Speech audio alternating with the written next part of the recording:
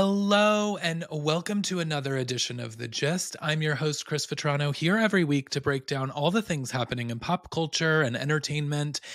We've got a jam packed show of updates around the Bravo universe. Summer House premiered last week, so we're going to break that down. We also still have fiery heat happening on Real Housewives of Miami as they are finishing up their Bahamas trip. And then Real Housewives of Potomac had its first reunion episode. So we've got to talk about that. New Jersey is firing on all cylinders in full swing after its premiere. And Vanderpump Rules is back. So we've got episode 2 to talk about. All of that and probably more on this very special edition of The Gist because it's coming out early. So normally we release episodes on Thursdays. This one is coming out early in the week because I have a very, very special guest that I interviewed that is going to come out for our Thursday episode. So that's a little bit of a teaser. You'll have to follow my socials at CM Vetrano on TikTok, Instagram, and Twitter if you want to kind of get first access as to who that is. But I'm going to be teasing it this week and so excited to deliver that interview. So stay tuned. But I knew that you guys wanted a little bit of a Bravo breakdown. So we're going to give you that early in the week and then our normal regular episode on Thursday. So without further ado, let's just jump right into it. Summer House. So it premiered. Now, I don't know if you guys are feeling the same way that I am. I'm kind of getting like overwhelmed with this cast because now we've got Winter House and Summer House and they're really giving them to us. And then also with Paige and Craig from Southern Charm dating, we're getting Paige on Southern Charm. So there's a lot of crossover happening and I'm not getting a lot of breaks from these people. But then when they come in for the storylines, it feels like there's just so much happening that we missed.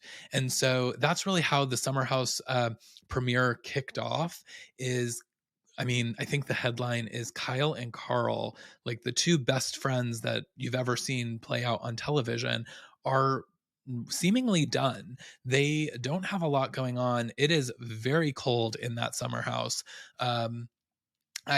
I was sad to see it, actually. You could feel like Kyle wanting his friend to just like interact with him.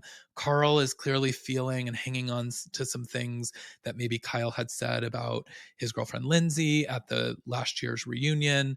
And they are not together. And it was really an awkward sort of interaction, watching them kind of both be in the house, but barely interacting. That's just not what we're used to from these two. So it was sad to see. And then also this week, Carl announced publicly that he has left Loverboy, which is Kyle's company that Carl had previously worked as like the head of sales, I believe, for Loverboy. He has left. It makes sense for his personal life. He's sober. It's an alcohol company. So, I mean, good for him for making a better lifestyle choice that aligns with his own lifestyle. But I think also there's a lot going on behind the scenes there between these two. And so you clearly see it in the trailer that this is going to play out in a pretty dynamic way over the next many episodes. So that was sad to see. I'm also just a little bit worried in general because there's so many people now with this crossover of Winter House and Summer House and Southern Charm that people are coming and going from this house so much. And I mean, they're in the same house that they always have been, but right off the bat, they announced that the house owner or whomever apparently didn't have the right permits in place to have a 9-bedroom house. So they had to turn several of the bedrooms into like, I think one's a gym, one's like a reading room, one like it's pretty wild. And so they've like created these big bedrooms where they just have a lot of beds in them. But these are adults. There's things that happen at night that you don't really want to, like, once you're in your, mid to late 20s, which some of these are over that, you don't want to be sharing bedrooms anymore on vacation. So it's feeling very real world. It's feeling very too young. I'm a little worried about that. And then also just with all of these different cast members dropping in. It's like Corey from last year's Winter House is coming. There's, Sierra. There's, there's just so many people that weren't in this episode but are coming later in the season. And then it's like, well, where are they all going to sleep? It's kind of too much. And then you obviously see that Craig is going to be joining the season at some point, obviously dating Paige. So it's I think it's too much. And it's reminding me of when Vanderpump, I talked about this last week with Lou Vecchio on our Vanderpump Rules premiere episode, and we talked about the Super Bowl. If you haven't checked that out, definitely go listen to that one. But we talked about when Vanderpump kind of lost its way and they were bringing in all these new cast members, a new cast of characters that were working at SUR. And it was just like too many people. You couldn't keep up with the storylines. Nothing felt cohesive. And I'm a little worried that that's what we're in for Summer House this year. And, and then it's like, as you're watching these people get older, the drama is different. The dynamics are different. Like, obviously Carl and Lindsay, like, perhaps they don't even need to be on this show anymore because they're very disconnected. They're living very different lives. And they don't seem to really want to be there, a part of what Summer House used to be. And then I even feel that way with some of the other cast, is that everyone's kind of growing up. They're making their money now that they're reality TV stars. That's mostly what they do for a living. And I think now we're just like, we're entering in this era where it's time for them to like really figure out what they're going to do with this show, because it's starting to feel not realistic like Vanderpump has in the past. And so I don't know what's going to happen. I also felt like Paige, who is normally my favorite on Summer House, was really taking a back seat, at least in this premiere episode. But I'm not sure what she's going to deliver. Maybe she was just disconnected without, Sierra there to share a bed with, or maybe she was, she without Craig there, she feels lost. I don't know. She really just wasn't in it much. And when she was pretty quiet. So I don't know what we're in for.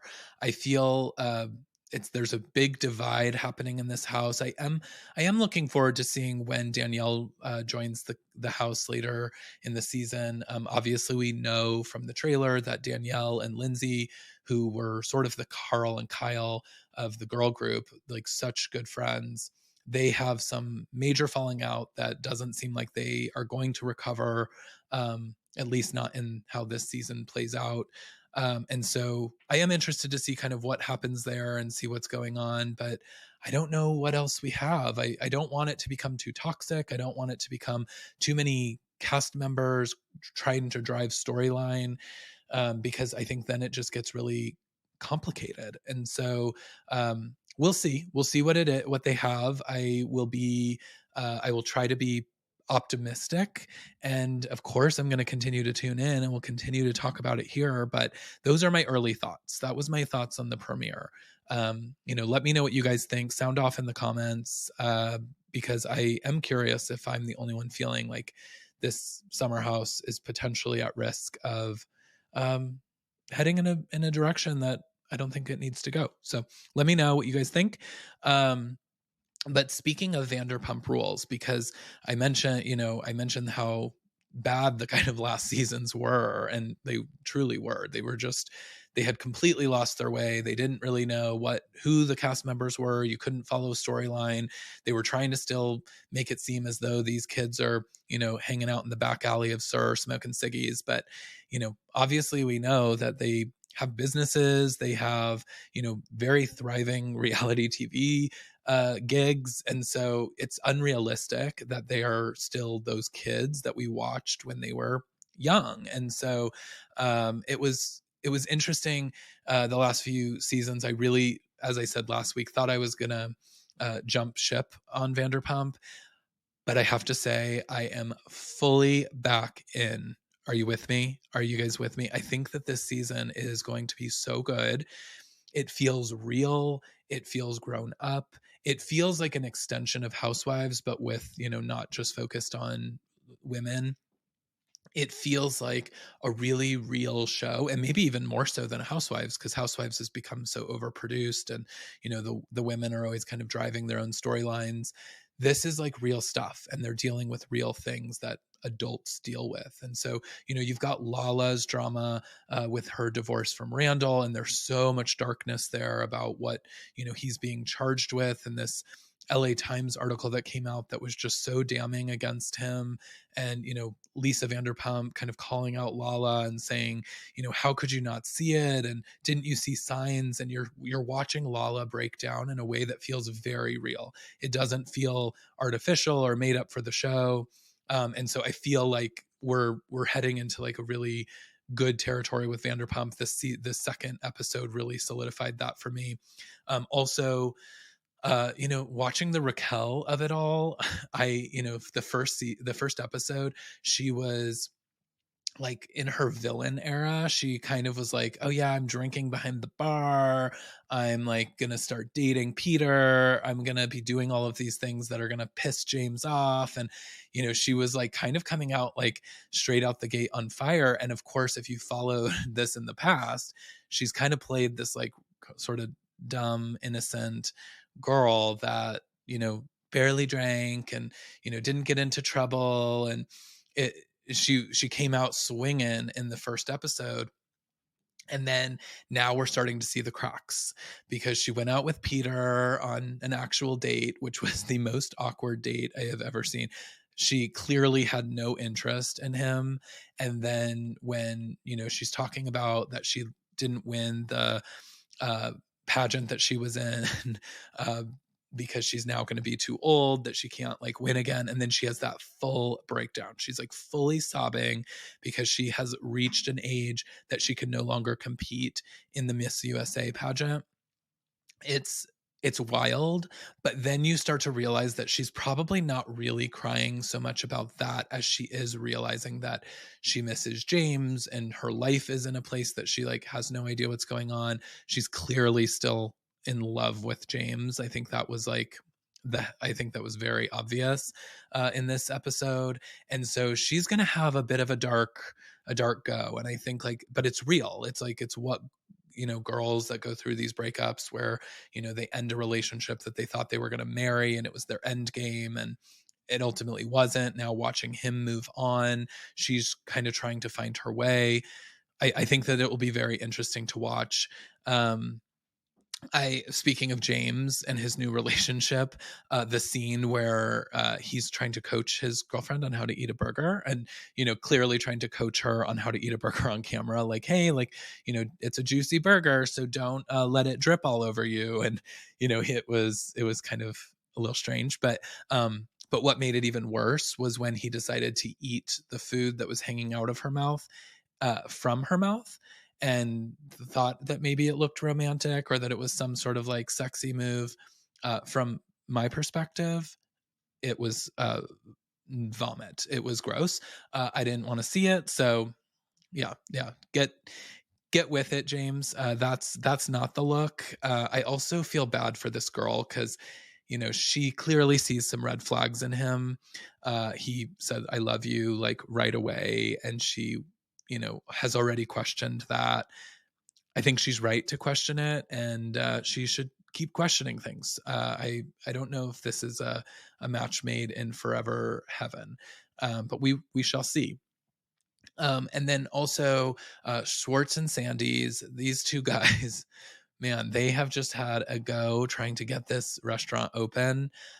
They also don't seem to ever talk about Tom Tom anymore, so I'm not sure. Did Lisa buy them out of Tom Tom, or are they just so wrapped up in their own restaurant now that they just don't even think about it?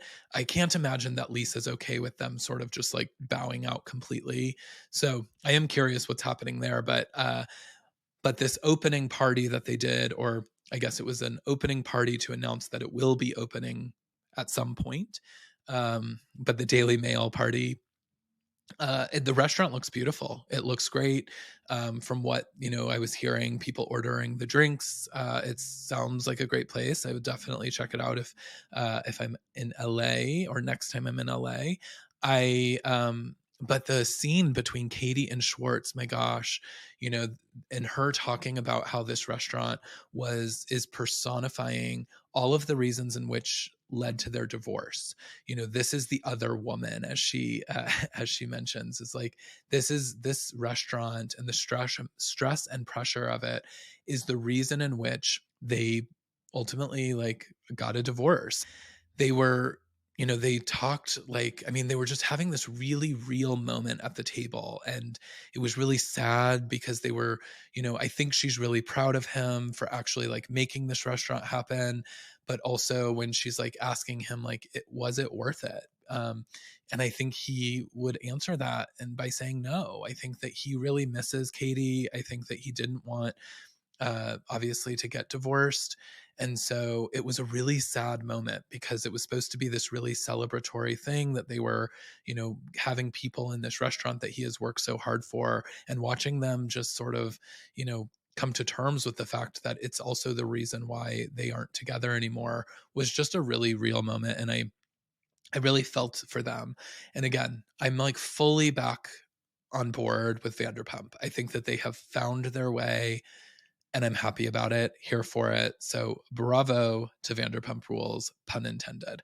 What else did we get? So, of course, we have Real Housewives of Miami. The trip continues in the Bahamas. These ladies, as we say week over week, continue to bring the heat and the drama. They just have such a good cast of people that are keeping the storylines constantly moving. And we're not like, it's not like Beverly Hills where we get hung up on one conversation that takes us through like several episodes where we're still digesting everything that somebody said in those few episodes.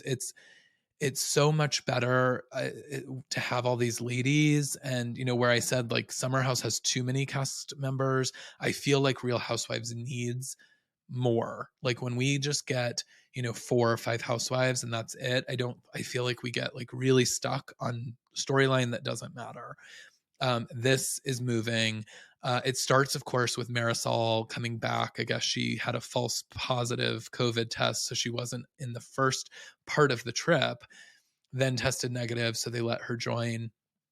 And it was like, you know, Adriana and Alexia were having this much needed heart to heart about how Adriana was feeling about the way in which their friendship has kind of dissolved over the years. And, you know, she's saying like, you guys were bridesmaids in my wedding. And now it's just like, we don't stay in touch. And they were having this like moment. And then Marisol comes in with, you know, she comes in just in full blast and Alexia lights up, jumps up, they're back together. And it actually kind of like Alexia completely changes. She was like having this heart to heart, but then it's like she saw Marisol and she was like, okay, good. I no longer have to have empathy for Adriana anymore. And so it was very strange to see that kind of energy play out. But they, you know, they're best friends, they're back together. I would feel the same way if my best friend showed up at a trip that I thought that they weren't going to be on. um what else? Kiki, I love Kiki. Guys, are you guys feeling the same? I feel like every time Kiki comes on the screen or she has like a confessional moment, I'm like, why isn't she a full-time housewife? This week I felt that even more because she mentioned you know, getting cheated on and that it ended her relationship and she has so much hurt about that. And it's like, oh, there's so much backstory here. Why aren't we getting more from Kiki? I want to know more about that. I want to, you know, understand where she comes from and, you know, what makes her tick. And I just need more screen time with her. Loved her. I also, when they did the rage screaming therapy session, which just in that alone, guys, hilarious that they're doing that. That's such a housewives thing. I think that every season they should like do this exercise where they're all just rage screaming to let out like some of the aggression. I loved too, like some of the women just were clearly so uncomfortable by it, but it's like if you cut to 30 minutes prior, they're sitting at a table all essentially rage screaming at each other. So it's hilarious how they, try to button it up when it's being asked of them from a therapist. But Kiki was like so into it. She was like really feeling it. She was putting it all out there in her screams.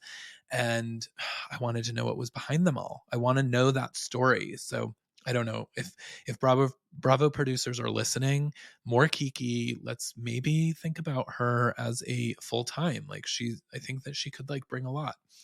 But then of course everyone took a spill. They were having like a funny moment and kind of tackling each other, and then they all land on Adriana's foot in which she believes is broken, though Dr. Nicole, who was there, did not think it was broken and probably thought maybe it's sprained, but didn't require the wheelchairs and essentially needed to be airlifted off the beach into her hotel room.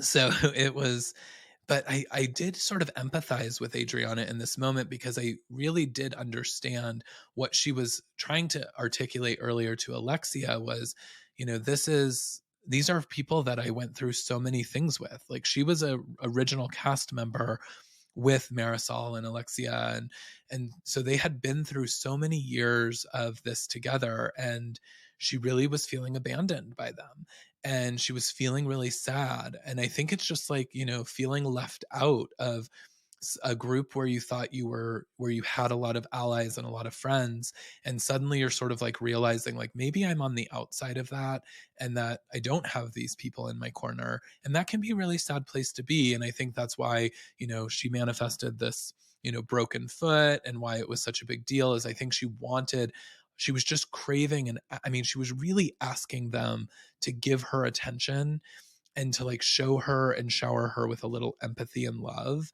And so I really like felt that for her. And then guys, the beach. And it ends, of course, with a to be continued.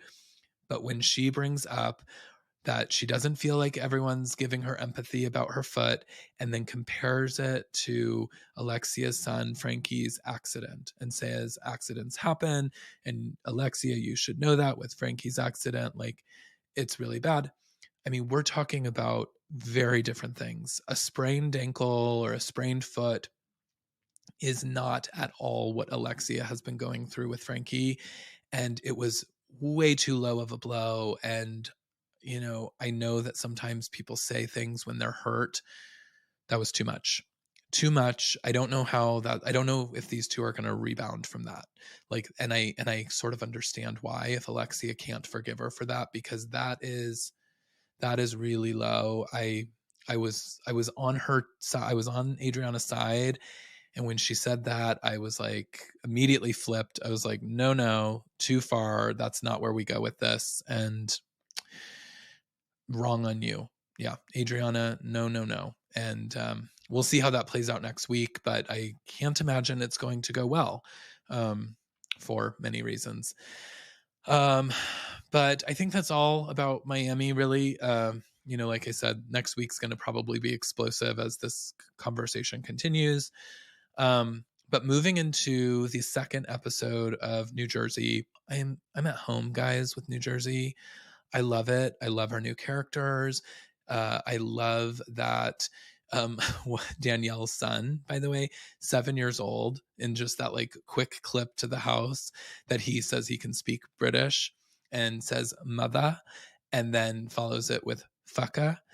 Love it. I love that we have a 7-year-old saying motherfucker on Bravo, and that they like put that in. I'm sure that there's parents that were appalled by that. And I understand that side of it too, but there was something that was just so funny about that. I was like, okay, I love this family. I'm really loving Danielle. She is the breath of fresh that we needed for this city and for this season. And so I'm super glad that she's here. She also hosted the Mozzarella party, and oh, okay. Again, I'm home because I just have to tell you guys, I grew up I grew up in an Italian family, very Italian. Most of my family was in New York.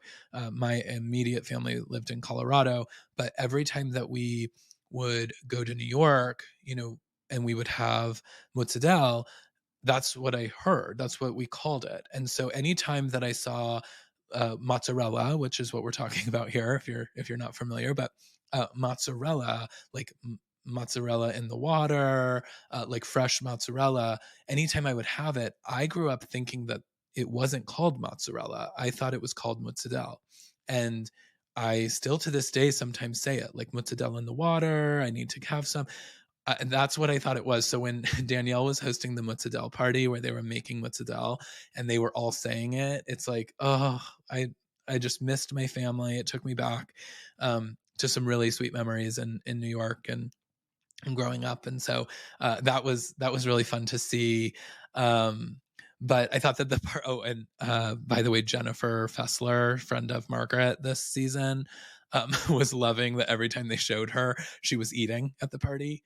It's like the other housewives have clearly, learned like not to eat on camera as much, and Jennifer has not gotten that note, and thank God, because I mean the way in which she at one point was inhaling the mozzarella, I want it on repeat. I want it as a gift that I can like just revisit and watch anytime that like anything happens. It's like, oh, that made me uncomfortable. I need to like go to that clip of her inhaling the mozzarella.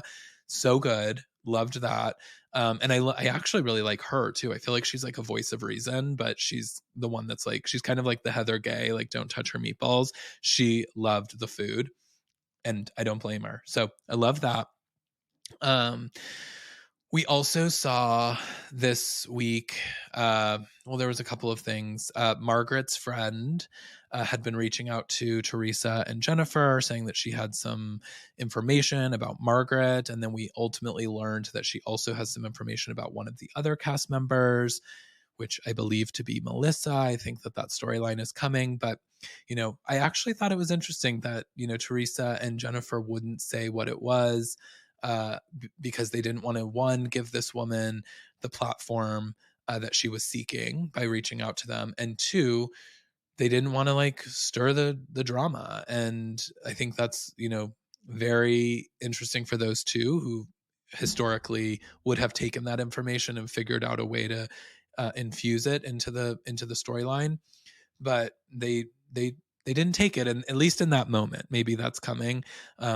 But I am curious. I know when the producers asked Danielle, doesn't she want to know what it is? And she was like, hell yeah. Like, I'm with her. I want to know too. But I think we're going to probably find out. But they had that. Teresa also sent her invitations out, which we all know, if we're Housewives fans, we know that Ramona Singer leaked all of her wedding information because Ramona from Real Housewives of New York, and who Teresa filmed Real Housewives Ultimate Girls Trip with on season 1, she was invited to the wedding. And of course, the day that the invitations came out, Ramona took to Instagram Live and wanted to share how beautiful the invitation was, and said that it was breathtaking and she had never seen anything so gorgeous. And then she's showing the invitation on her Instagram Live, which has all of the details of Teresa's wedding, which of course she wants to keep private for many reasons, but also the website and the password of which you can log in to like get all of the more details to the wedding and RSVP. And so, I mean, the way in which Teresa brought it up, she had been zen, because I wouldn't have even been as zen as Teresa was. And you can kind of feel that Teresa coming out like, yeah, Ramona did this. We had to like completely change everything. But she didn't go off in the way that Teresa normally would. So I think, again, I said it last week, Teresa is so happy and it's like radiating in the screens, and she's like able to really just have a sense of calm that she hasn't had in many seasons. And so if that's Louis that's doing that, like, God bless, because like she is looking great. And and I don't mean just physically, but she also is looking great, but she like feels great. Like it just is, she seems really at peace, and love that for her. But yeah, the invitations, we saw them come out on the show. Everyone received theirs. They did seem very beautiful. And then Teresa had to explain about Ramona to the ladies, and so what she was, and kind of how she had to get into action to figure out how to fix the problem. Um, and then we're starting to see sort of the cracks between Melissa and Teresa. I mean, I shouldn't say cracks because they've been there for years, but these two are finally at a place where they're not pretending like they're going to try to get along, or where they do get along, or everything is about the family. They're finally like, just like, no, we don't like each other, and we're not going to pretend anymore. And so, but as I said in the first episode, like Joe and Melissa, like they don't have anything. Once again, their storyline this episode was all about Teresa. And I think that they really thought they were doing something this season with that. They thought like, oh, this is going to be our season to like come out on top and, go against Teresa, and it's going to be head to head. And I think they thought they were going to be like victorious in that. And they are just coming across thirsty, and like that they just have nothing else going on in their lives other than to be riding Teresa's coattails. And it's not good. Couple of notables about that is this is actually not about Teresa, but I just noticed, speaking of thirsty, that there was a packing scene where they were talking about how they were going to go to LA, and Melissa and Teresa had to be at an award show together, and they were barely speaking, and how it was going to be awkward, and they were packing for that trip. And all you see in the background is their decor on their dresser is a bunch of Louis Vuitton boxes. And I'm sorry, guys, like I get like I understand Louis Vuitton, and I understand that it's a big brand, and I get that. But using the boxes as decor in your home has to be one of the tackiest things that I have ever seen. And I feel like it just personifies them so much, that they're so thirsty and they're so hungry for like fame and to show off some kind of lifestyle that I actually think they maybe don't have. And so I wouldn't be surprised if they like bought those boxes on Amazon and put them up for the cameras, because they were like, oh yeah, we got to have Louis Vuitton in the background. And yeah, that was really embarrassing for them. So that is who we're dealing with. Then, of course, they're talking about when they get back, everyone's reacting to these beautiful invitations from Teresa, and even Margaret, and people that have had like some beef with Teresa. They're like, oh, these are so beautiful. Everyone's just beauty, beauty, beauty. And it gets to Joe and Melissa's like, oh, it's cute. And I thought that was interesting. But then they start talking, of course, about Teresa, because that's the only thing that they have going on in their lives. But Joe's talking about how he didn't get to spend any time with Teresa in LA, and that, they're brother and sister, and they came from nothing together, and they can't even take a photo together in LA at this event, and how sad that is. But, and this wasn't on the show, but it's come out since the episode aired. There's a ton of photos of them together at this event. And so for him to say that no photos were taken and that they couldn't spend any time together, that is not the narrative that is being confirmed by all of these photos of them together. So again, I just don't know what they think they're doing with this storyline, but it's falling really flat. Then the other thing that happened off the show, Joe Gorga calls, or this happened on the show rather. Joe Gorga is talking about how Louis, and he thinks that Louis is like some, negative influence in Teresa's life. And he's like, we already had one bad seed with Joe Giudice. And speaking of Teresa's ex-husband, and calls him a bad seed. And then it of course goes to like a clip of like the two of them fighting back in the day. And the irony is that this week Joe Gorga posts this thing on Instagram where apparently they both were in the same place, Joe Giudice and Joe Gorga. They walk into the same bar or same restaurant or whatever, and so Joe Gorga has somebody film him walk up to Joe Giudice and give him a hug and say hello. And, it's supposed to be this like wonderful reunion of two, once brother-in-laws. And it's so strange because it's like, did he forget that he just was calling him a bad seed on television a couple of days sooner? So that was like a little strange. So then Gia, Teresa's daughter, Gia steps into the chat and wow, she just let her uncle have it. She was like, you had a brief interaction with my father, whom you have said horrible things about, and you had the audacity to have somebody film that interaction so that you can continue to shape a narrative that you're some like saint in the relationship, but meanwhile talk horribly about my family constantly. And she ain't wrong. She ain't wrong. Gia's got a point. And also, yeah, it is strange. Why are they filming them hugging? Like, he's walking up to Joe Giudice and like he sees him and he says, oh, somebody here, grab my camera and film this. This is going to be great content for social media. So strange. So I wasn't mad at Gia for stepping in. And, again, I just think that the Gorgas are not coming across this season. They do not have it. So we'll see what happens as it continues, but I am definitely team Teresa on this one this season. I think that's all really on Jersey. I am wondering if we are going to see Jackie again. I know she's a friend of, so I have to assume that she filmed more than just the premiere episode, but she wasn't invited to Danielle's Mozzarella party, and I think that I don't know. I don't know if we're going to see a lot from her because I don't know how she really fits into the cast, and so I think it makes sense that she was demoted this year, and probably we may have seen one of the last times that we'll see her this season. Well, I don't know. We'll see.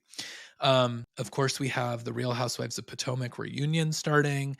Last week was off due to the Super Bowl because Bravo, for some reason, thinks that the reunion isn't my Super Bowl. And so they, punted it to the next week. And so we were without Potomac for a week. And yeah, they delivered it this week.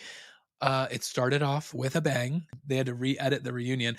It starts out with a timeline of events because obviously we've talked about Robin and the Juan Dixon drama, and then Robin taking to her podcast, Reasonably Shady, to announce kind of what had happened and tell her side of the story behind a paywall.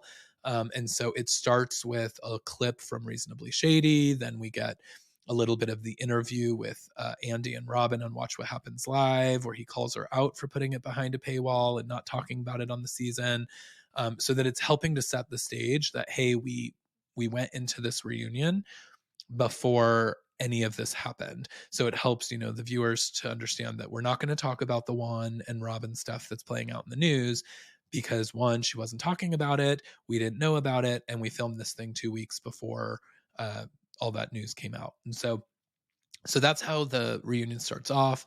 I'm also loving that we're like seeing unseen footage. This is something new where Andy's like calling out like, oh, in this next package, you're going to see some unseen footage.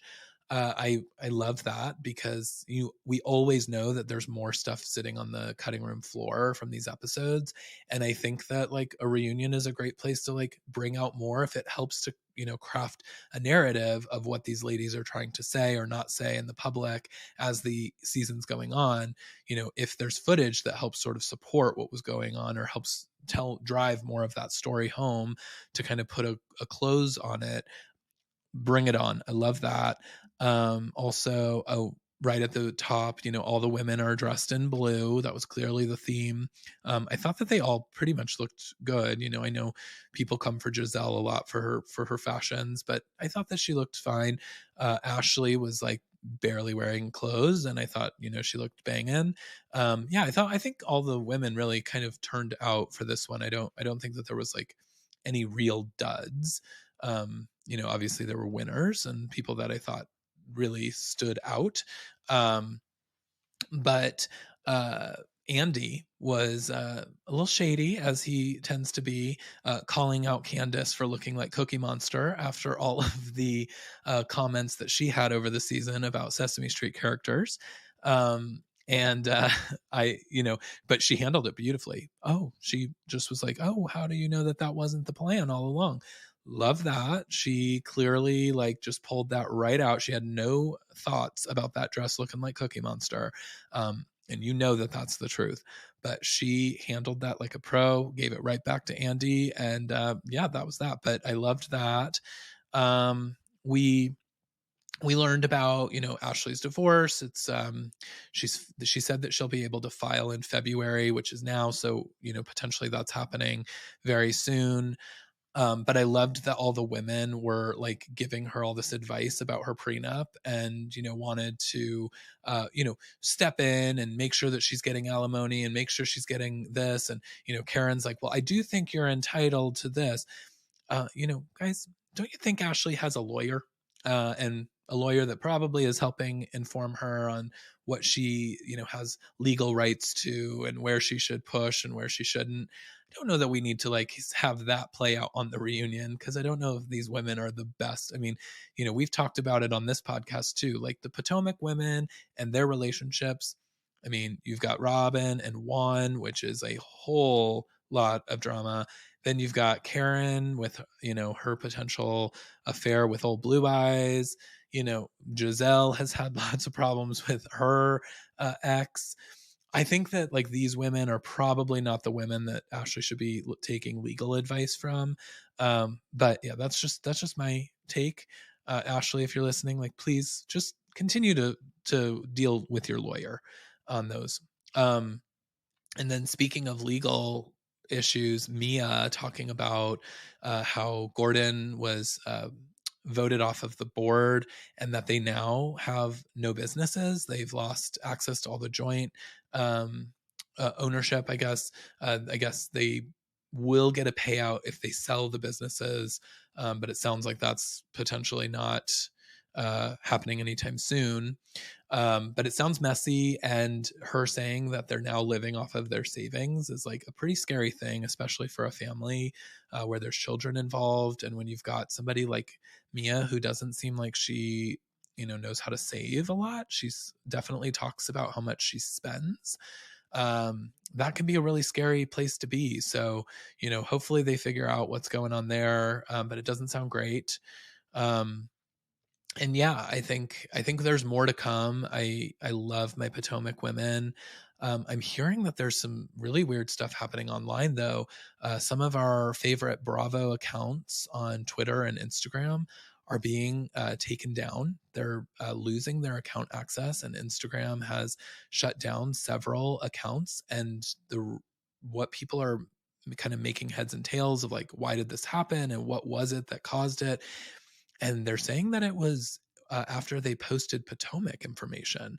And so I don't know what's going on there, because we need our Potomac information. I love our insider dealings and learning kind of the tea and boots on the ground about these shows. And it seems like some of these accounts that have tons of followers are getting taken down. So it's a scary place out there on Instagram right now for those Bravo accounts. And I hope that they regain access, and we figure out why they're being taken down. And hopefully with warning, they can fix whatever is the issues with the content that Instagram's finding. So but it does seem to be related to Potomac, so that's just a note. I don't know what's happening there.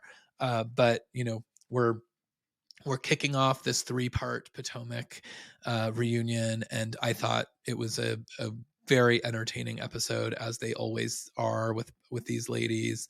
I think the seating arrangement was discussed at the beginning, and Andy was like explaining how they sort of pick the seating, and he's like, I can tell that you guys are all sort of talking about it, and you're all feeling a certain kind of way about where everyone's sitting, and this is how we came to this decision. And but I did like to see that Robin and Giselle were separated.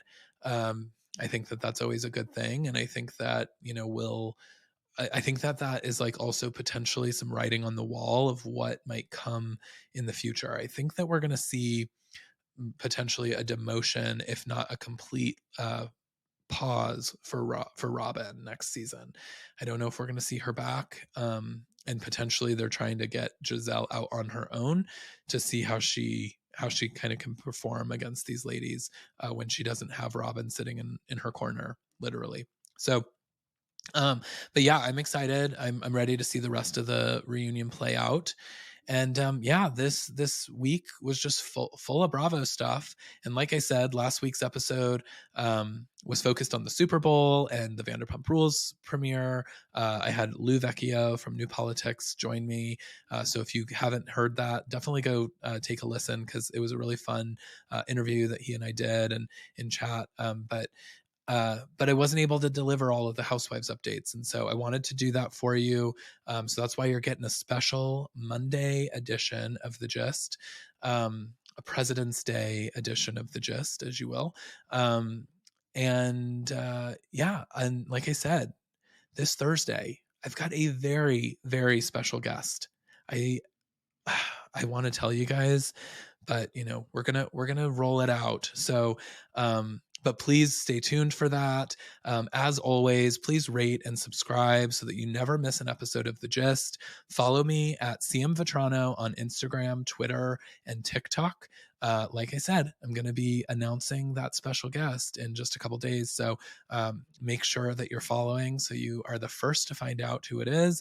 And then come back on Thursday when we will have the interview live and ready to listen to. But until then, I have been Chris Vetrano. You have been listening to The Gist, and I hope that you guys all have a fantastic week. Bye.